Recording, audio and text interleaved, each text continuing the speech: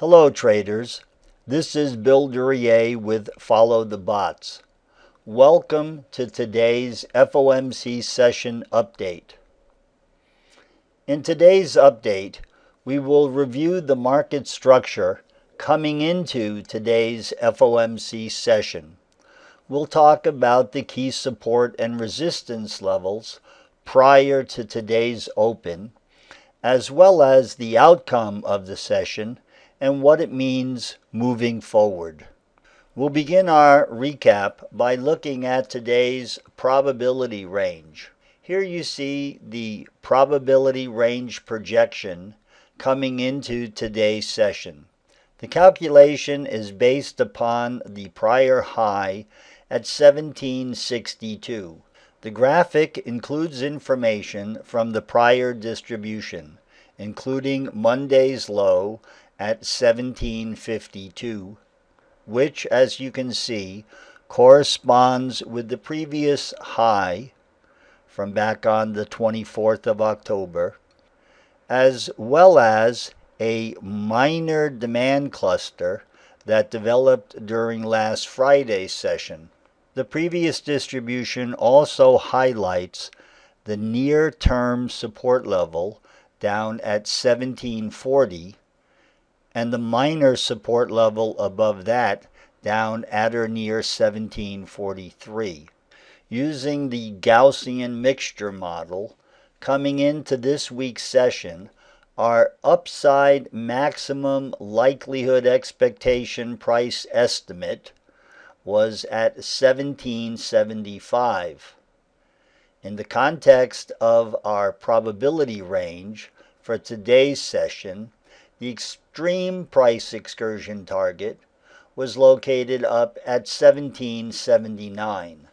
Based on the historic data that we use to construct the Gaussian mixture model, this is the most likely trading range wherein we were expecting to see the S&P auction during today's FOMC session. We had deemed the support level down at 752 to be the minor or weakest support level. From a volume perspective, we had identified a more ideal or desirable support level down at 1740 and 1742. During Tuesday's session, the S&P auctioned above Sunday's Globex high at 1762 and rallied up to 1766, 1767 into the close. Overnight, the rally continued and the S&P traded up to 1773, 2 points below our maximum likelihood expectation price level. In constructing this point and figure chart, I have placed the starting point and the ending point of each of the arrows at the price levels where either initiated buying occurred in the context of a blue arrow and or initiated selling occurred in the context of a red arrow. For a more micro view of the developments this week, I've constructed this point and figure chart, which is based on a 3-tick reversal. Once again, I've indicated with the red and blue arrows where major and minor pullbacks have developed.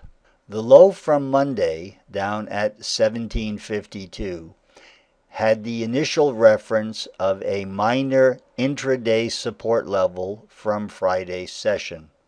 It was from this price level that S&P futures auctioned up to 1762 in the overnight Globex session. The initial response to the overnight rally was that the S&P sold down from the high and retested the minor support level that had developed on Friday during Monday's open. There was a secondary retest of the low as well before the S&P attempted to auction back above Sunday's Globex high. In the context of Monday's auction, there was no buying interest above the 1760 price level, and overnight the S&P pulled back down to 1754 before auctioning back up above the overnight Globex high. During Tuesday's session, the S&P held support down at or near 1758 before it rallied above the Globex high and closed the session at or near 1767, 1766. Now that we have some basic reference points, we can take a look at the price action that happened during the FOMC session. I've indicated here on this chart the close from Tuesday.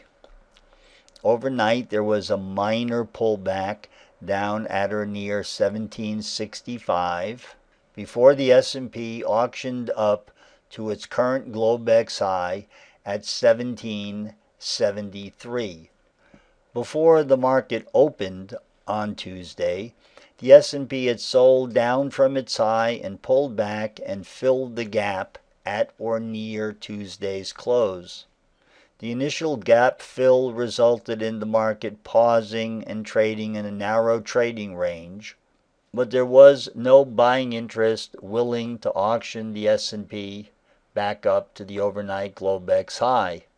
Selling pressure entered when the S&P broke down below the overnight low at 1776 and traded down to the minor 1760 reference from Monday.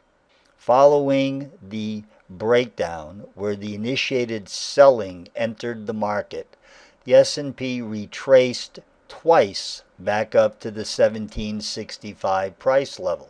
When the FOMC announcement came public, S&P futures broke down below the 1760 price level, with responsive selling occurring on the retracement to 1762 and initiated selling entering the market at or near 1760.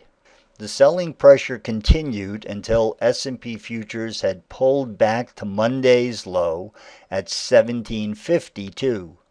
It was during the pullback to 1752 that the sell programs ended and that the initiated buying began. S&P futures initially traded back to the minor pause level at 1757 before retesting the low, auctioning back down at or near 1753. The retest of the low was accompanied with sell programs waning, and initiated buying auctioned the S&P above the minor stopping point at 1757 and rallied the S&P back up to the point where the initiated selling had occurred at the 1760-1761 price level. There was no buying interest above the initiated selling point, and after hours the S&P also downticked below 1760 and traded down to 1757. In our daily recap coming into today's session, we noted to our members that the rally, in anticipation that the Fed would continue its quantitative easing, had reached the point of buying the rumor, selling the fact. The broad benchmark index had made multiple higher highs over the past week. And as you can see, for example, here yesterday, the market spent a great deal of time in these narrow range clusters. These narrow range clusters are the characteristic pattern of the high-frequency market maker. The reason for our discounting these minor support levels and focusing our attention down at the 1752 price area is because volume indicated that at each of these levels, the majority of the trade activity was short-term and little or no accumulated volume occurred at any of these minor reference points. We also stated that Monday's low, in the context of the narrow range development from Friday, was also a weak reference point. However, from the scaling perspective of the Gaussian mixture model, today's low was 20 points below the Globex high. This falls into the category of a hidden Markov sequence. And this is one of the standard components of the follow the bots computational model. Now let's address the question as to what does all this mean moving forward. First of all, there was little or no trade activity at the overnight high. The high was not tested during today's open, and therefore there is no significant accumulative volume at the high. The day session reference point for the high is located here at yesterday's close at or near 1768. This is the price level where significant supply exists, and should the market break out above this price level, there is very little reason to think that the S&P will not auction back up to the Globex high. The next cluster of trade activity between the minor low from yesterday and the late in the day high up at 66.67 is the current major supply cluster. The market spent not only all day yesterday trading there, but traded there for a majority of today's session. Hence, if the S&P auctions back up above the 1761 level, and the short sellers that put positions on between 1765 and 1761 cover their positions, we would expect to see the 1768 level tested and potentially a retest of the Globex high. Regarding support, in our estimate, support at today's low is still a weak reference point. The S&P has only auctioned up approximately 8 points above the low. We would therefore expect to see the low retested either in the overnight session or during tomorrow's open. We would not be surprised if price probed below today's low. And in the context of support breaching at today's low, we would look for the S&P to find support down at or near 1742, 1740.